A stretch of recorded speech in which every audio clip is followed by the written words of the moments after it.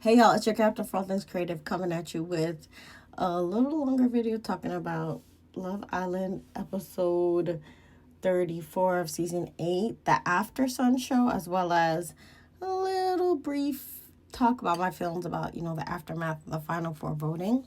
So if you're new to this channel, please like, share, subscribe, follow, all that good stuff. And let's start off with the beginning of the show. Basically, the hosts, Tuffy and Ciara, unpacked what it was like to see, the family day and like the last final dinner scene. And they really got emotional talking about Melanie and the way her sister and her mom poured into her, like a lot of us did, the night that it was aired.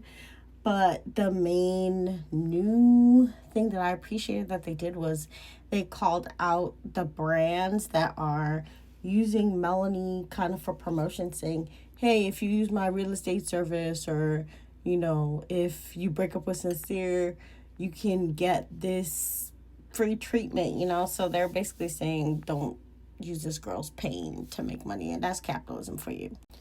Also, in the, I guess, internet streets, a lot of the KC defenders and KC voters are also voting for Melanie and Sincere out of spite, which I think is another problem that wasn't talked about on the show. But extending Melanie's time on the show and giving her mixed signals that America supports her relationship, I don't think is great. That's why I personally didn't vote for Melcier, but I understand, getting the core forward to the finale. But I'm pretty sure Brinity and Karnaya will, be the top two, but still, like, playing with this girl's life is not great, especially after you saw her parents and Sincere's, own father doesn't support this kind of behavior. So the fans and the brands need to follow suit. Now, in terms of like the interview with the Islanders that we first did not get to enjoy would be Corbin and Parmesan, because they got dumped pretty early. They basically showed in their segment they intend to continue in their connection beyond the villain. They both had a phone call with Parmida's parents. And they also talked about wanting to grow trust for one another, since Parmida in the past has dated rappers and all these famous people. So she thinks that she can be loyal, but Corbin has to see it for himself. And she also questions if he's going to be loyal as well. Kenzie and Dylan had the next segment, and they basically both agreed to be exclusive, and they spoke to Kenzie's father, who basically said that when he was watching the show, he felt like Kenzie was behaving like a bombshell until Dylan came, and he think they're going to settle down. Also, Kenzie admitted that she was moving so reckless in the villa because since the beginning, she felt like nobody liked blondes. So she had to work harder, talking to as many people as she could to find a connection. And this kind of debunks what like Torre and other commenters are trying to do by saying that, Casey and I were the least desired in the villa. To be honest, this season, it was the blondes that had the hardest time. Jen literally got dumped by her own Casa boy that she brought back, and Kenzie definitely was rejected a lot of times, which is why she started building a roster, and the only one that stuck with her was Dylan. So this show has been growing in its embrace of, diversity, and the fan base core really has been fighting what has been like historical hate and disrespect of Black women. So that's why more recently, we've had winners like Serena and Cordell, and Alandria was second place last season, and then Amaya, who was Afro-Latino, was first place. So the base is mainly women supporting women, and specifically women of color. So a lot of these new fans that, are calling these women birds and not understanding the vibes have been making it a little bit harder to have discourse about the show online.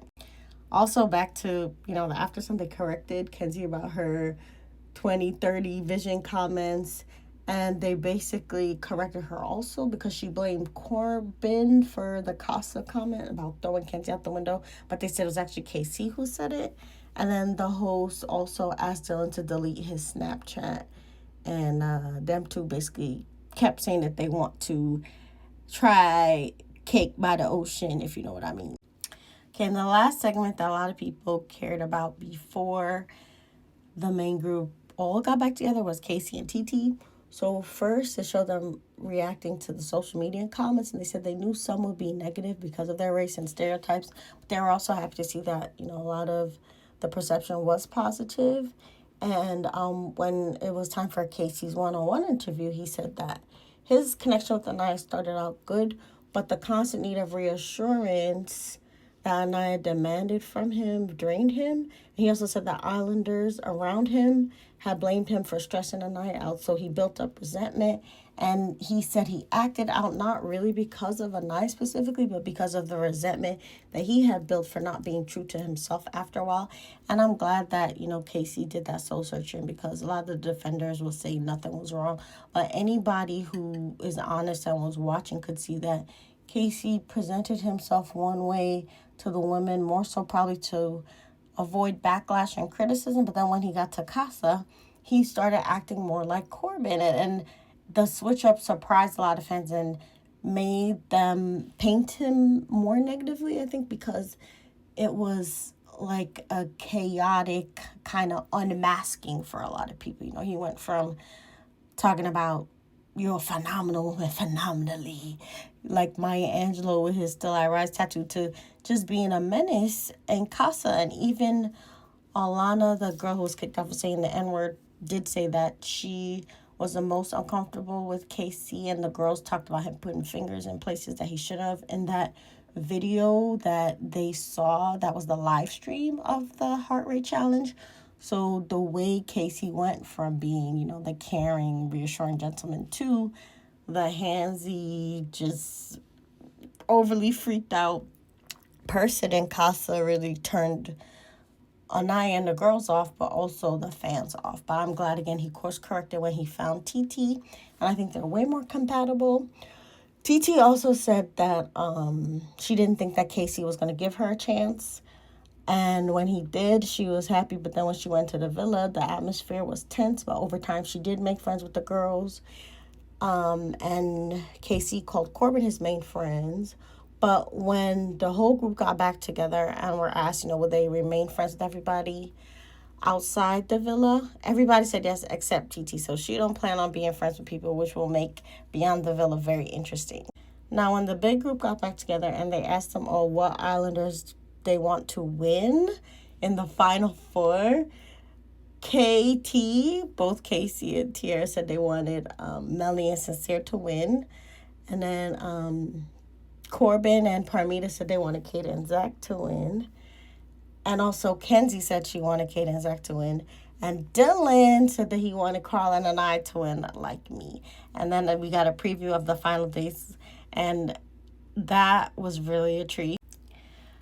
Carl and Anais, they impressed me the most. It was really sticking with the fairy tale vibe they got going on. He was dressed like Prince Charming. She was dressed like a fairy out of a dream.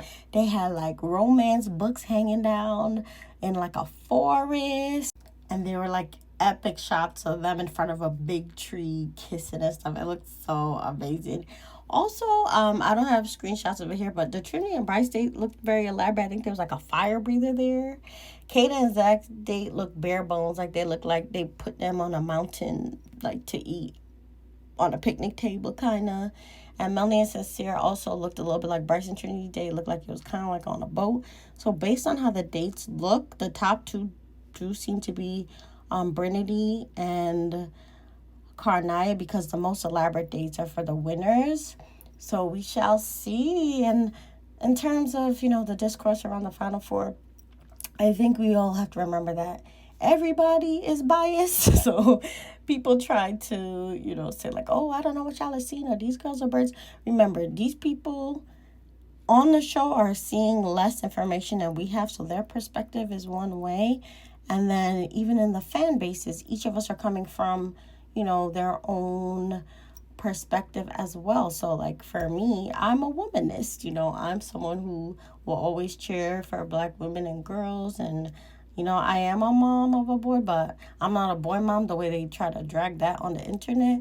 So let's respect each other, and we'll talk more once we see the finale. So say how you felt about the Aftersun, And remember, you're the master of your fate and the captain of your soul. Bye.